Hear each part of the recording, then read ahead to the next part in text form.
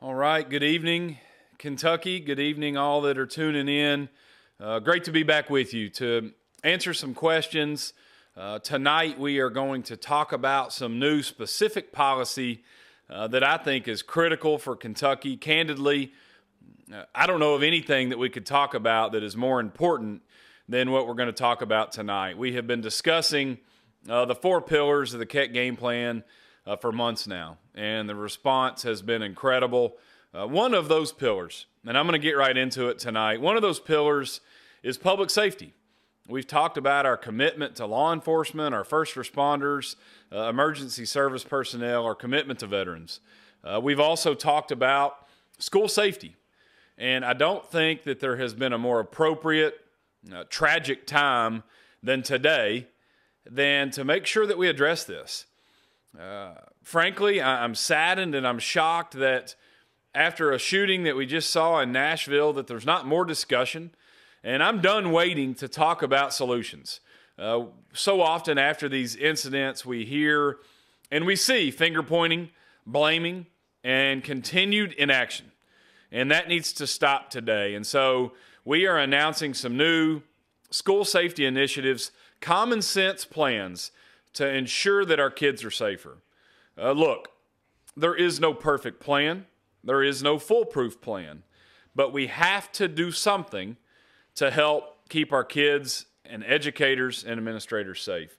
And so with that, we're making this a part of the Keck game plan and the Keck game plan for school safety. And so it will include policies that will make it possible for veterans and military police to volunteer and work as school resource officers to increase the number of SROs available to school systems. The reality is we don't have enough men and women entering law enforcement. That profession is losing folks across our country at a rapid level.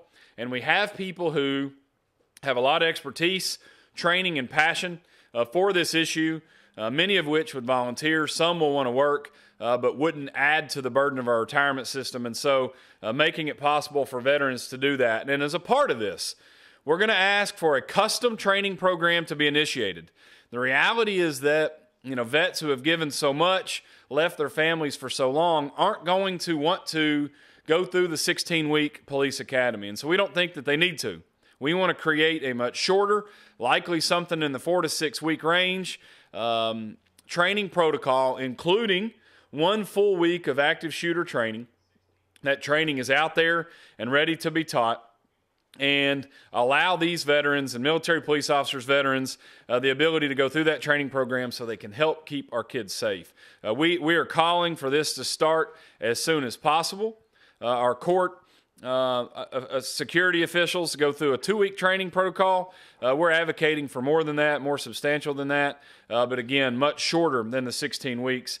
We're also going to push for funding to ensure that all glass on exit doors and exit walls is bullet resistant, bulletproof to the maximum extent that we can.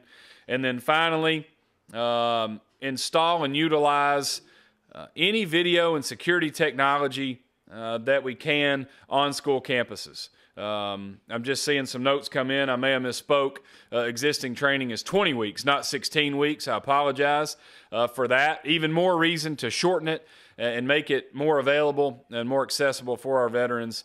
But again, we have some tremendous technologies, new technology that will allow us to monitor in a non-invasive way our schools to where we can get data to our first responders quicker. Also some door locking and monitoring technologies utilizing, again, existing tech that can help keep our kids safe. And so what we're calling for is to take an issue. We just passed sports gaming. We know that there's going to be millions of dollars in new funding every year, tens of millions, if not hundreds of millions over the coming decade. We're going to call and advocate for that revenue to go to keep our kids safer. Take an issue that was contentious for many, controversial in the Senate, and ensure that that money goes to keep our kids safe. There is simply nothing more important than ensuring that our kids, our teachers, and our administrators get home safe every day. And Kentucky can and should take a lead on this. And this will be a part of not just the campaign, but our advocacy and our work in the months ahead. It's with that I'm going to go to some questions. I don't know that I've seen any come in live. I'll take some on school safety if you'd like. But I'm going to jump right back into the questions. We've answered over 900 questions throughout this campaign, marching towards 1,000 and beyond. And so I'm going to dive right back into that. From Lucy R., she says, thank you for the wonderful presentation to Franklin County Republican women. My Bowling Green friends who don't get the Kentucky news say that Kelly Craft is the only one campaigning in their area.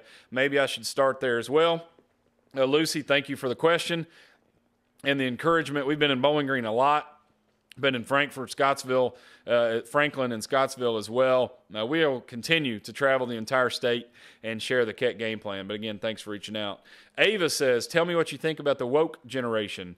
I'm going to say, Ava, I don't know that I want to paint with such a broad brush. I don't know that we have an entire generation that's woke. Often what we see is young people follow, in many ways, more of a liberal agenda until they start paying taxes. We're young and idealistic, sometimes naive, and so it's natural to chase things that feel good or sound good that might not be practical in the real world, and I think you're probably referencing some of that.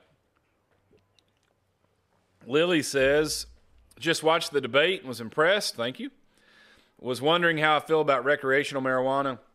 I was the first candidate to push hard on medical marijuana, and I continue to stand behind that. I am not advocating for recreational marijuana. I'm concerned about what it can do to our populace, the risk potentially for adolescent abuse, but then also our workforce. We have a workforce crisis in this state, and if we become a state that gets overly dependent on any type of drug, I worry about how that will impact our workforce, so I'm not for recreational.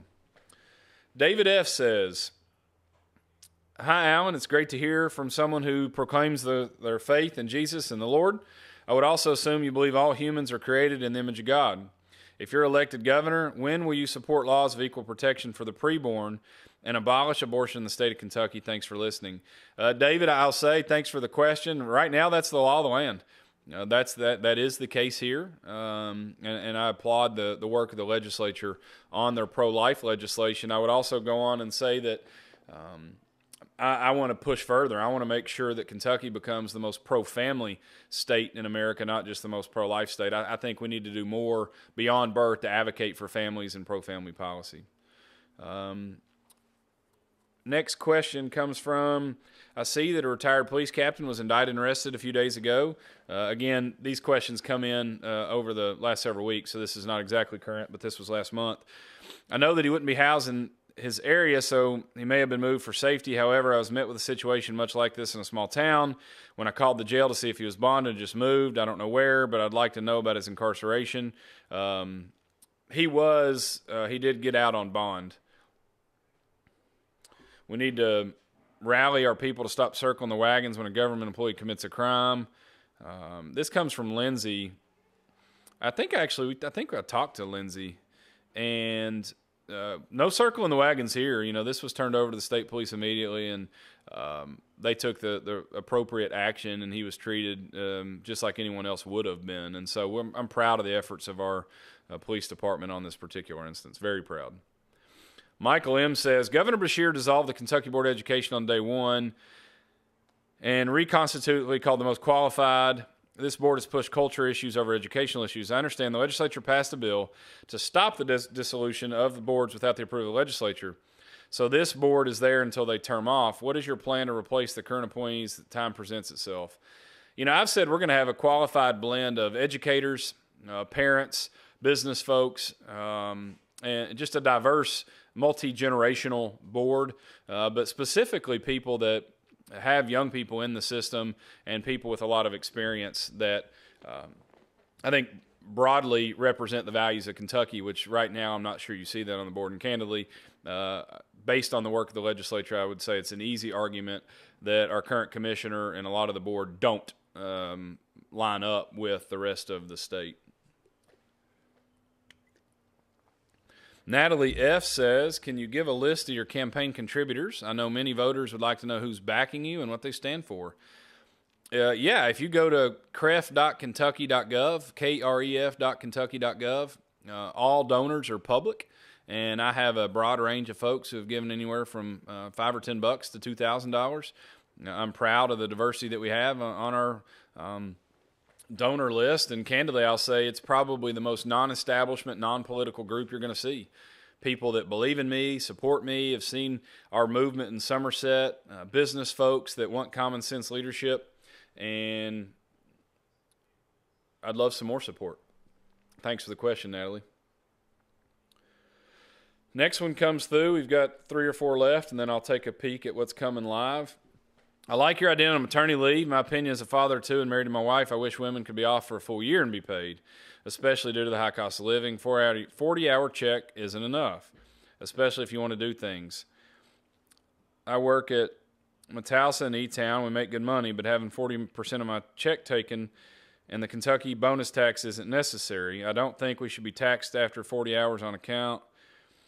That OT is mine, my choice. I also think that just like God only asks for 10%, government should only ask for 10%. Well, I appreciate that, Josh. You know, one of the things that we're advocating for is no income tax. I'm a big believer that you should keep more of the money that you earn, and you'll be taxed on how you choose to spend it. I think it's the most fair, I think it's the most productive, and I think it'll help Kentucky grow the fastest. The next question, actually, oddly enough, comes about school safety. What's my plan for keeping schools safe? I just worked through that extensively. I didn't know this question was coming.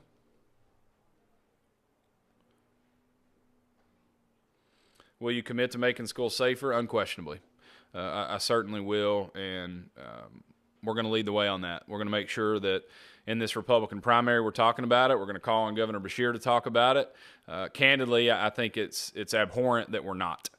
And you'll have to ask him why. But we're going to continue to talk about it. As Republicans, we stand for law and order. We stand for public safety. We're going to back the badge. Anyone who wears the uniform, we're going to support, and we're going to keep our kids safe. Another question, I think, from the same guy. Would you pursue legislation like Texas that protects Kentucky from products, that protects Kentucky-made products for firearms like Texas, HB 957? Hunter, I'm not familiar with the bill, but I'd certainly love for some firearms to be produced in the state. What is your thought process policy on constables in the state of Kentucky? I am not personally a constable, but I have friends that are, and they're concerned about their future. There's been a lot of work on this. You know, constables constitutionally have the right to be here. We just want to make sure that they have some appropriate training. If they're going to act as a law enforcement official, we want to make sure that they're qualified. I stand behind some of the work that's gone behind that, but we want to make sure that that training is realistic and that, you know, the time to do it is fair. I think we've made some great progress there. Colt says, when can I see you holding events in West Kentucky? We've been there a bunch, brother. I hate that you haven't seen us. But we've been traveling the entire state, and again, the response has been tremendous. People love the Keck game plan. They like our common sense, do something approach to government. They like hearing about our success in Somerset. And so I know I'm in Paducah again on the 18th for a debate, and we'd love to have you out. I think the last 2 questions are the same from Melanie and Dana. I'll wrap up with these and then take a quick look online. It says, do you support universal preschool, and can you share your view on universal preschool? We've talked a lot about this, Melanie and Dana, throughout the campaign in our education policy and platform. I do support it because the data supports it. Money spent on kids ages 3 to 5 produces better outcomes. They're less likely to go to jail. They're less likely to get on drugs. They, on average, make more money. And their overall quality of life and life outcomes are better. And we've seen multi-generational studies on this now. And so I will absolutely be calling on a plan to transition to early childhood education. I have supported it. I'll continue to support it. And I think it's going to be an excellent example of some of the money following the student to make sure that we also protect our private preschools. So with that, I'm going to take a look online, see if there's been any questions. I appreciate those that are tuning in, citizens, friends, media alike. I get to watch this on Facebook. I don't see questions that are coming in on Twitter or Instagram, so I apologize for that. But what I will say is I appreciate those that are watching across all 3 platforms. We far exceeded 10,000 followers if you look at those 3 platforms, and it's only growing. I think the more that folks hear about our game plan and our background, the more that they're going to enjoy it. One side note, we talk a lot about, I'll close with this. We talk a lot about election integrity. Let me just give you an example. I have 3.5 times the amount of followers on Facebook that I do on Twitter, and nowhere close to the amount of views. And so when you talk about things like election integrity, it's not just at the ballot box. I think our elections are really, really strong and secure in Kentucky. But if you have a media and a left-wing social media continuing to starve content from a Christian conservative, which is what I am, it's happening on Facebook. When I was running for mayor before this race, we would have thousands tuned into these things. And, now that's not the case, but it is on some of these other platforms. And so let's don't just focus on what's happening at the ballot box. If we're going to talk election integrity, I think it starts by holding some of the more radical media outlets accountable. Very last thing I'm going to say is all media is not bad. I'm a big supporter of local media. We have a tremendous paper here. I know that I am still thankful that we have some state media, both news, TV news, and newspaper. I think that folks trust local media more than they do national media, and there's a reason for that. And I'm going to continue to support that and do my best, regardless if it tilts left a little bit, to maintain a positive relationship, because I do think that local news is really important. Again, thank you. Thanks for the opportunity. I love the opportunity I've had to get to serve and lead my hometown, and it's been a joy to travel this state, share the Keck game plan, listen to you all. Listen to your concerns, your hopes, your dreams. I know that Kentucky is an incredibly special place, and I know that I have the requisite skills to move us forward. There's not a doubt in my mind that if we win this primary, we can go and beat Andy Beshear, and more importantly than that, get Kentucky on a trajectory of moving us forward. I look forward to the next 5+ weeks of doing that, and I look forward to hearing from you all along that way. Thanks again. Let's advocate. Let's push. Let's make sure that this school safety message is talked about and then executed. Thank you all, and God bless.